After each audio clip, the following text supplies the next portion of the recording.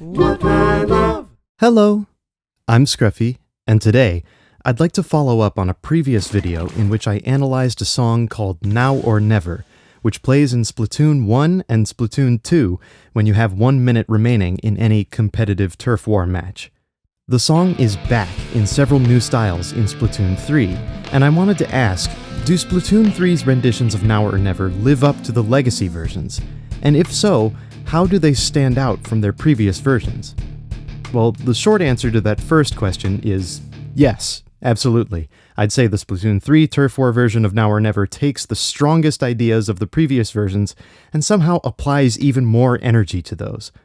But we can give some context to that answer by looking at the second part. What's familiar and what's unique about the new versions? Let's focus on the Turf War version first. Once again, it's a cover song of the original Now or Never by a new fictional band in the Splatoon universe, Seaside. According to promotional material, they are a grungy, rebellious trio who has come to represent Splatoon 3's setting, the Splatlands, through their attitude and ambition, rather than through formal musical training. So that sounds like a punk band, and they lean hard into the punk anthem sound. They also perform Now or Never the fastest of any rendition so far, and the purpose of the song is still to amp up the final minute of a match, so they have to change the structure a little to get their rendition to last 60 seconds. But it seems to me like they listened to both the original and Splatoon 2's cover in figuring out how to perform it themselves. The core structure of the song comes from Splatoon 1. Intro, verse, chorus, a little break, one more verse, and then the finale. And it's all based on repeatedly climbing this modified Lydian scale. That seventh note added as a little grace note. That's also from Splatoon 1. Splatoon 2 just used the regular Lydian scale. And foregoing fancy bass licks or chordal harmonies, the dominant sound for most of the song is power chords in the key of E, one of the quickest sounds you can get out of an electric guitar. That also sounds more like Splatoon 1. So where do they reference Splatoon 2's version? In key areas, the strongest areas of Splatoon 2's version.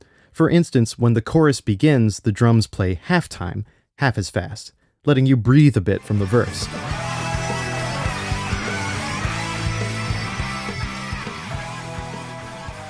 That was Wet Floor's idea back in Splatoon 2. And check out the end of the second verse right before the finale.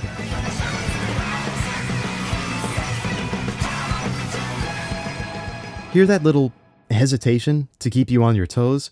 That's also an idea first played in Splatoon 2's version, which they lift and modify for Splatoon 3's version. It's like they're returning to the punk roots of Splatoon 1, while still having some fun with the song like 2 did. But then there are a few things Seaside does differently to make Now or Never their own. One thing that stood out to me most is that Seaside sings Now or Never as a duet. You can clearly hear one higher voice and one lower voice exchanging the lyrics, rather than a single singer or a chorus chant in previous versions. And I like that approach. We'll never understand the lyrics, but singing them between two sides gives them a similar back and forth energy to the turf war itself. They also change up the melody a bit, right before the chorus. Rather than repeat this little 6-5, 6-5 gesture, they instead go for 6-5, flat 6, flat 7.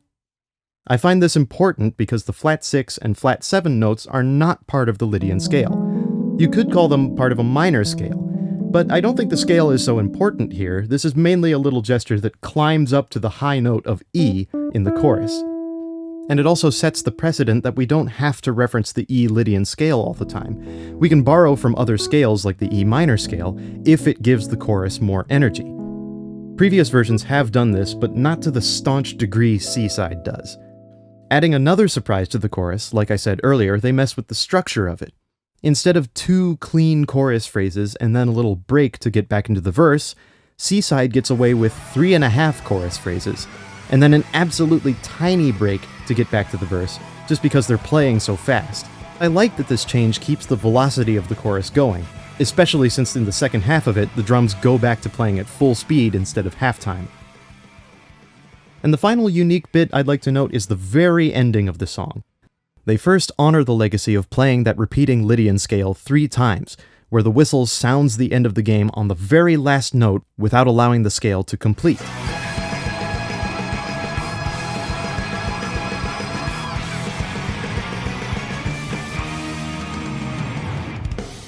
That very last note gets held for a while the drums play a final fill with no tempo.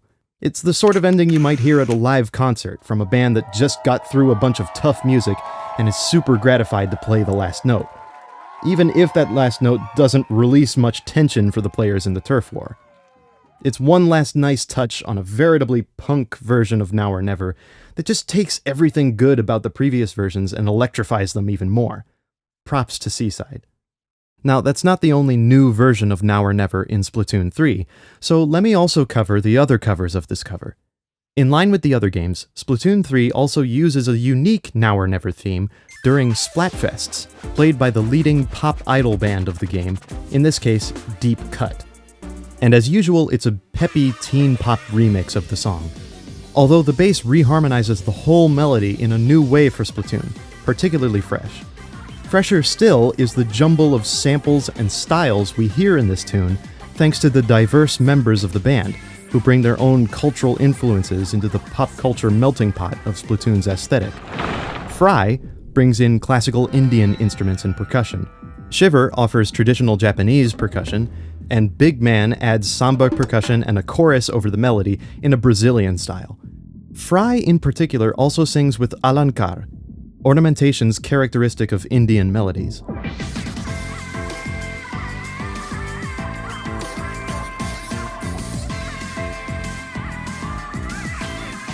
She ornaments a lot of her notes with katka, a little break or jolt motion to emphasize and beautify a note.